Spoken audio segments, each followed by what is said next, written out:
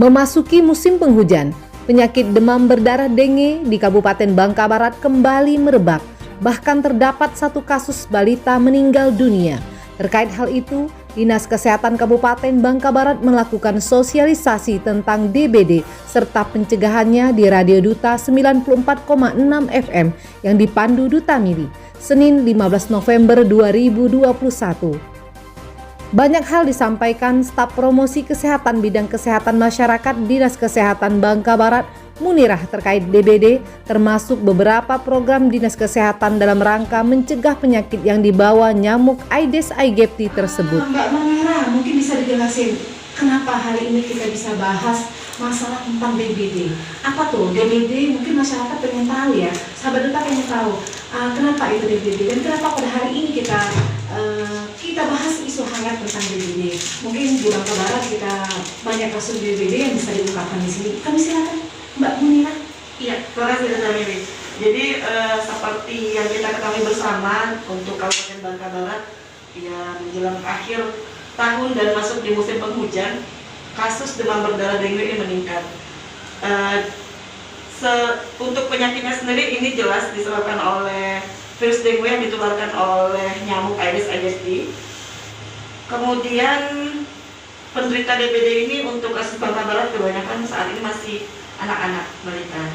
Kemarin satu kasus sampai meninggal dunia, dan sekarang Dinas Kesehatan saat ini sudah menginstruksikan ke seluruh petugas promosi kesehatan di puskesmas khususnya itu untuk melakukan penyuluhan langsung dan penyuluhan mobile ke desa. Karena kalau untuk penyuluhan langsung mengumpulkan banyak orang kita juga tidak bisa karena pandemi ini, Mbak Delia. Iya. Jadi via penyuluhan mobile yang dilakukan oleh puskesmas, jadi kayak urus sifatnya lewat mobil, sound diinfokan kepada masyarakat di desa. Ya, kalau fogging sekarang ini memang masih berlangsung. Hari ini pun teman-teman tim fogging masih turun ke desa. Tetapi sebenarnya Mbak Delia, fogging ini bukan merupakan satu-satunya pemecah masalah terkait DBD ini. Yang lebih penting yang perlu dilakukan oleh masyarakat itu seperti yang kita ketahui bersama itu pelaksanaan 3M+, kemudian PSN yang bisa melibatkan RT, RW, kelurahan maupun desa setempat. PSN ini pemberantasan sarang nyamuk. Tahu, jadi kalau anak-anak udah demam segera diwaspadai, terutama musim penghujan ya. Betul.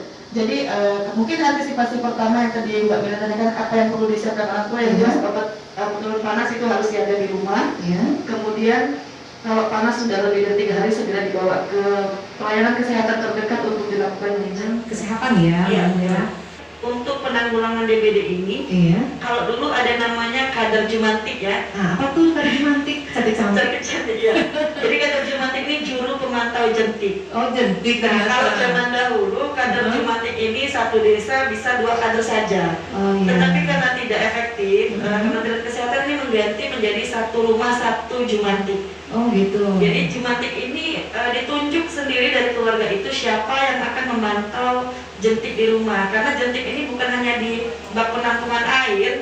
Biasa kalau ibu-ibu pecinta bunga dengan potnya, di bawah pot itu ada katakan alas air. Nah itu bisa menjadi salah satu sarang nyamuknya. Atau tempat sampah-sampah plastik yang katakanlah minuman mineral yang masih terbuka sedikit dan ada airnya. Ini juru pemantau jentik ini langsung ditunjuk dari dalam keluarga itu sendiri. Misalnya di keluarga saya, yang saya tunjuk menjadi jumantiknya ini, misal anak saya yang nomor 1 nih, yang SMP sudah ngerti. Nah kita bekali dia dengan center, kemudian dia boleh keliling rumah dimulai dari bak mandi, memantau apakah ada jentik nyamuk di bak mandi.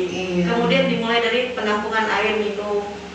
Bisa juga tempat yang saya bilang tadi di bawah pot bunga, atau ada tempat-tempat air tertampung, air hujan di ember-ember atau plastik-plastik bekas di sekitar rumah. Jadi jumantik ini terserah siapa yang ditunjuk dari dalam rumah itu sendiri. Nah itu desa siaganya bisa dijelasin Mbak Munirah? Jadi desa siaga ini di mana satu desa itu siaga untuk mengantisipasi segala kemungkinan terburuk terkait masalah kesehatan yang ada di desa. Di program desa siaga ini ada namanya ambulan desa dan donor darah desa. Jadi kenapa ada donor darah desa? Karena desa harusnya menginventarisir atau mendata masyarakat yang bisa dan mau mendonorkan darahnya sesuai dengan golongan darah. Jadi harus ada SK golongan darah. Misalnya 10 orang golongan darah A, 10 orang golongan darah B dan seterusnya dengan nomor teleponnya masing-masing. Jadi apabila di desa itu ada yang memerlukan, tidak hanya pasien DBD, biasanya ibu hamil.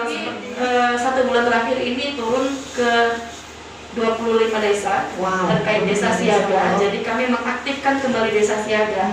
Sebenarnya desa siaga ini sudah berprogram dari 2015, tetapi di desa kenyataannya hanya sebatas SK. Makanya harusnya kalau desa siaga ini aktif, ya insya Allah untuk kejadian-kejadian yang tidak terduga termasuk DBD ini tidak akan terjadi. Tidak berkepanjangan cepat ditangani cepat gitu dalam penanganan demam berdarah ini sendiri. Jadi untuk demam berdarah dengan gejala yang sudah kita sebutkan di awal tadi, misal dengan demam, kemudian kemerahan, antisipasi tadi saya bilang harus cukup istirahat, minum yang banyak, karena biasanya pasien dengan kondisi demam berdarah atau demam saja itu juga malas untuk minum vitamin. Alasannya mulutnya pahit, mual kalau dimasukin air minum, tetapi itu tidak bisa serta merta turuti. Jadi harus banyak minum air putih. Pada hari ini kami dari Dinas Kesehatan Kabupaten Bangka Barat melaksanakan talk show di Radio Duta terkait dengan peningkatan kasus DBD di Kabupaten Bangka Barat. Mulai dari sosialisasi tentang DBD, pengertiannya, kemudian tanda dan gejala, cara mengantisipasi atau pencegahan dengan melakukan perilaku hidup bersih dan sehat, di mana di indikator ke-7 itu memberantas sarang nyamuk atau jentik nyamuk, kemudian dengan melakukan 3M+, dan yang terakhir penerapan desa siaga di desa atau kelurahan yang ada di Kabupaten Bangka Barat. Kami menghimbau kepada seluruh masyarakat untuk dapat menerapkan pola hidup bersih dan sehat dengan melaksanakan 3M+, yaitu menutup tempat penampungan air, membersihkan tempat penampungan air, dan memanfaatkan atau mendaur ulang barang bekas. Dan plusnya ini menggunakan lotion anti nyamuk atau spray. Kemudian tidak lupa untuk menjaga kondisi kesehatan dan lingkungan sekitar, karena pandemi ini atau penyakit DBD ini biasanya terjadi di musim penghujan. Dari Muntok, Bangka Barat, Duta Mili mengabarkan.